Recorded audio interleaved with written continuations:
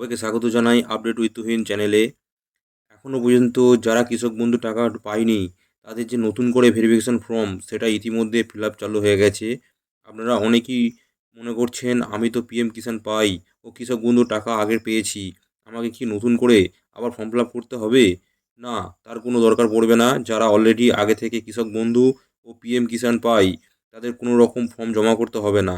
তারা আগে থেকে যেখানে টাকা ঢুকতো সেখানেই টাকা ঢুকে যাবে, তাদের নতুন করে আর জমা করতে হবে না।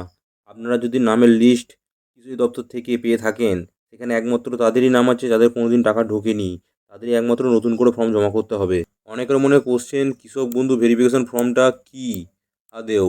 কৃষক বন্ধু প্রকল্পের অধীনে যে সমস্ত উপভোক্তার নাম নথিভুক্ত রয়েছে তাদের তথ্য পুনরায় যাচাই করার জন্য কৃষক বন্ধু ভেরিফিকেশন ফর্ম ছাড়া হয়েছে। মানে যাদের নাম লিস্টে এসেছে তাদেরই একমাত্র কৃষক বন্ধু ফর্ম এখানে ফিল আপ করার জন্য বলা হয়েছে। এই ফর্ম যাচাইকরণের মাধ্যমে প্রকৃত যারা যোগ্য কৃষক তাদের শনাক্ত করা হবে এবং অযোগ্য ব্যক্তিদের তালিকা থেকে বাদ দেওয়া হবে। কৃষক বন্ধু ফর্ম ভেরিফিকেশনের জন্য কী কী তথ্য জমা দিতে হবে তা একবার যদি জেনে নেওয়া যায়। কৃষক বন্ধু ভেরিফিকেশন ফর্ম পূরণ করার জন্য উপভোক্তার নিজের ব্যক্তিগত তথ্য, জমির তথ্য ও ব্যাংক সংক্রান্ত তথ্য সঠিকভাবে দিতে হবে। সাধারণত এই ফর্মের নিচের তালিকাগুলো দেওয়া হলো: যে যার নামে ফর্মটা ফিল আপ করবে তার নাম ও স্বামী বা অভিভাবক, স্বামী স্ত্রী বা অভিভাবকের নাম তার সঙ্গে দিতে হবে। আপনি যদি ছেলে হয়ে থাকেন বা বাড়ির কর্তা হয়ে থাকেন তাহলে তার আপনার স্ত্রীর নাম বা তার পিতার নাম যে কোনো একটা দিতে হবে। পিতারটাই বেশি যোগ্য, পিতারটাই দেবেন। ব্যাংকে অ্যাকাউন্টের বিবরণ ও আধার সংযুক্ত মোবাইল নম্বর, যেটা আধারের সঙ্গে লিঙ্ক আছে যে মোবাইল নাম্বারটা সেটা একমাত্র দেবেন। আধার কার্ড ঠিকমতো বসাবেন। এপিক বা ভোটার কার্ড নাম্বার দিতে হবে। আপনার পেশা, আপনি যে কৃষক পেশা সেটাই ভালো করে উল্লেখ করবেন।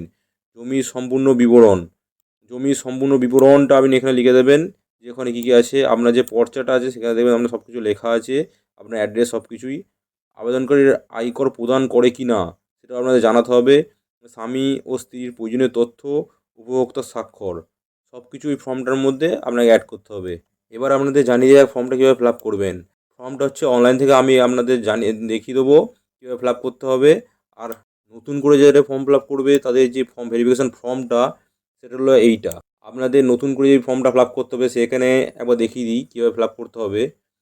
প্রথমেই এখানে দেখবেন আপনাদের আইডি নং বলা আছে। এই যে সংযোজনী ফর্মটা, এটাই আপনাদের ভেরিফিকেশন ফর্ম যাদের নতুন করে কৃষক বন্ধু ফর্ম ফিল আপের জন্য অ্যাপ্লাই করছে। মানে আইডি নং যেটা বলা আছে না, এটা আপনাদের কৃষি দপ্তর থেকেই এটা নিয়ে নেবেন। আইডি নংটা ওখান থেকেই বা যেখানে আপনাদের ক্যাম্প হবে ওখান থেকেই জেনে যাবেন।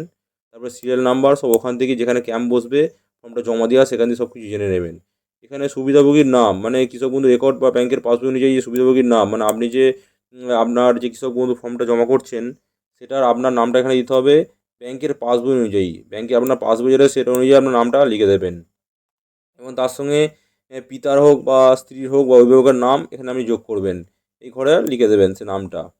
আপনার অ্যাড্রেস, আপনি কারেন্ট কী অ্যাড্রেসের মধ্যে বসবাস করছেন সেটা এখানে লিখে দেবেন এবং ডিস্ট্রিক্ট, আপনি কোন ডিস্ট্রিক্টের মধ্যে সেটা এখানে লিখে দেবেন। আপনার ব্লক কী পড়ছে, কোন ব্লকের আন্ডারে আপনি পড়ছেন এই শূন্যস্থানটার মধ্যে পূরণ করবেন। আপনার গ্রাম পঞ্চায়েত কী, আপনার মৌজা কী, সবটা এখানে লিখে দেবেন।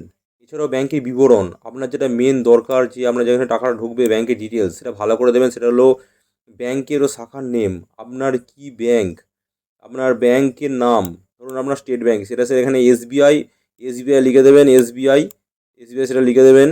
আর আপনার ও কি ব্রাঞ্চ সেটা কমা দিয়ে এখানে ব্রাঞ্চের কোন ব্রাঞ্চ সেটা এখানে লিখে দেবেন। আইএফসি কোড, আইএফসি কোড যেটা হবে ব্যাংকের আপনার সেটা লিখে দেবেন পাসবই অনুযায়ী দেখে দেখে। ব্যাংকের অ্যাকাউন্ট নাম্বার, এইটা স্পষ্ট স্পষ্ট করে গোটা ঘরটার মধ্যে, এই ঘরটার মধ্যে পূরণ করে দেবেন যেন ছাপিয়ে না অন্য ঘরে যায়। আর আপনাদের বলা হয়নি শুরুতেই যে এই ঘরটা কিসের জন্য দেওয়া হয়েছে, যাচাইকৃত সঠিক, যদি সঠিক হয় যাচাইকৃত কর্তৃপক্ষ আপনি ঠিক প্রদান করবেন। আপনাদের আপাতত ওইটা দরকার নেই, ঘরটা যখন বলবে তখন ওটা ঠিকঠাক প্রদান করবেন। বাকির মধ্যে এখানে বলেছে আধার লিঙ্ক মোবাইল নাম্বার, আপনার মোবাইল নাম্বারটা এখানে যাবেন যেটা আধার কার্ডের সঙ্গে লিঙ্ক করা আছে। আধার নাম্বারটা এখানে দেবেন। এপিক নাম্বার, এপিক নাম্বারটা লিখে দেবেন। মানে ভোটার কার্ড, আপনার যে ভোটার আইডিটা সেটা এখানে লিখবেন। আর এএসডিডি তালিকাভুক্ত, আপনারা এএসডিডি তালিকাভুক্ত নাম আছে কি না সেটা জেনে নেবেন। যেখানে ক্যাম্প হবে সেখান থেকে আপনারা জানাবেন বা কৃষি দপ্তর থেকে সবটা জেনে যাবেন। পিএম কিষাণ আপনি সুবিধাভোগী পাচ্ছেন, সেখানে যদি পেয়ে থাকেন তো লিখে দেবেন, যদি না পেয়ে থাকেন তো লেখার কোনো দরকার নেই বা আপনারা না লিখে দিতে পারেন না।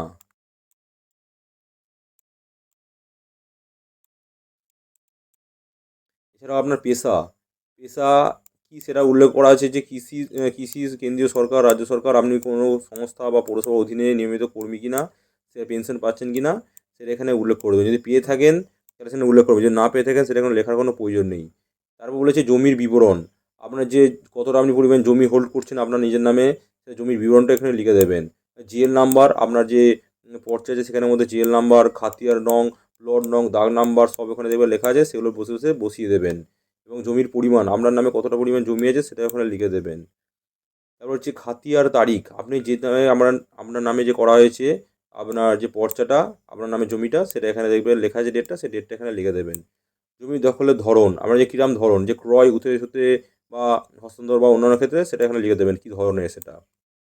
আপনি কি আয়কর প্রদান করেন, সেটা ইনকাম ট্যাক্স মানে পে করেন, সেটা হ্যাঁ বা না সেখানে সম্পূর্ণভাবে লিখে দেবেন।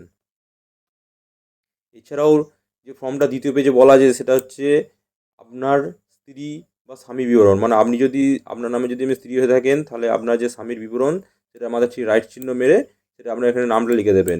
তার ব্যাংক ডিটেলস, ব্যাংকের ব্রাঞ্চের নং, আইএফসি কোড, ব্যাংকের অ্যাকাউন্ট নম্বর সব মিলিয়ে দেবেন। আধার লিঙ্ক যেটা আছে মোবাইল নাম্বারটা সেটা এখানে উল্লেখ করবেন। আর আধার কার্ড, এপিক নম্বর সব উল্লেখ করে দেবেন।